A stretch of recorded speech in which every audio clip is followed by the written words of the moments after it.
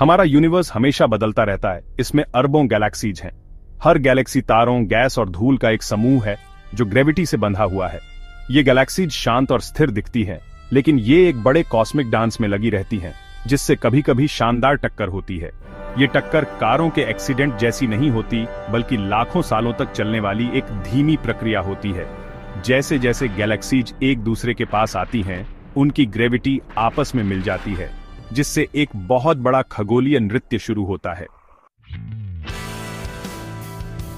Gravity इस cosmic orchestra का सबसे इंपॉर्टेंट हिस्सा है, जो बहुत दूर की गैलेक्सीज की गतिविधियों को कंट्रोल करती है। जैसे जैसे दो गैलेक्सीज करीब आती हैं, उनका गुरुत्वाकर्षण एक दूसरे पर बढ़ता है। यह खिंचाव गैलेक्सीज के आकार को बदल देता है, तारों और गैस की लंबी धाराएं बनाता है, जिससे अद्भुत नजारे दिखाई देते हैं। जैसे ही गैलेक्सीज मिलना शुरू होती है, नृत्य और भी तेज हो जाता है। तारे, जो पहले एक निश्चित रास्ते पर चलते थे, बदलते गुरुत्वाकर्षण के कारण अपने रास्ते से भटक जाते हैं। कुछ तारे अंतरिक्ष के खालीपन में फेंक दिए जाते हैं, जबकि कुछ मर्ज हो रही गैलेक्सीज के केंद्र में चले जाते हैं। गैलेक्सी के टकराने की घटना भले ही अराजक लगती हो, लेकिन तारों के बीच सीधी टक्कर बहुत कम होती है। एक गैलेक्सी के अंदर भी तारों के बीच की दूरी इतनी ज्यादा होती है कि सीधी टक्कर होना नामुमकिन सा है। इसकी बजाय तारे ज्यादातर अपने गुरुत्वाकर्षण के जरिए एक दूसरे को प्रभावित करते हैं, जिससे एक दूसरे का रास्ता बदल जाता है। इन तारों की परिक्रमा करने वाले ग्रहों का भविष्य अनिश्चित होता है।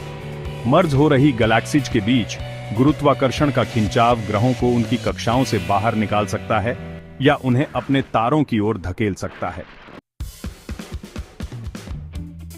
चौथा भाग, तारों की नर्सरी गैलेक्टिक विलय से नई शुरुआत। गैलेक्सीज की टक्कर विनाशकारी लग सकती है, लेकिन ये नए तारों के निर्माण के लिए भी जिम्मेदार होती है।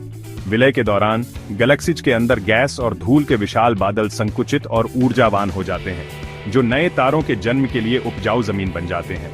नए तारों की रोशनी से जगमगाती ये नर्सरी मर्ज हो रही गैलेक्सीज को रोशन करती है, जो कॉस्मिक विकास के चक्रीय स्वरूप को दिखाती है। पुरानी टूटी हुई गैलेक्सीज से एक नई बड़ी गैलेक्सी बनती है, जो तारों की नर्सरी और भविष्य के तारों और ग्रहों के वादे से भरपूर होती है। पांचवां भाग, एक नया कॉस्मिक क्रम गैलेक्टिक टक्करों के बाद।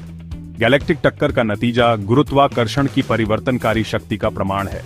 दो अलग अलग गैलेक्सीज एक बड़ी गैलेक्सी में मिल जाती हैं। यह नई गैलेक्सी अपने अतीत के निशान और कहानियों को साथ लेकर एक नए संतुलन में आ जाती है। इसका आकार और गुण हमेशा के लिए बदल जाते हैं। गैलेक्सीज की टक्कर हमारे यूनिवर्स के गतिशील और बदलते स्वरूप की याद दिलाती है।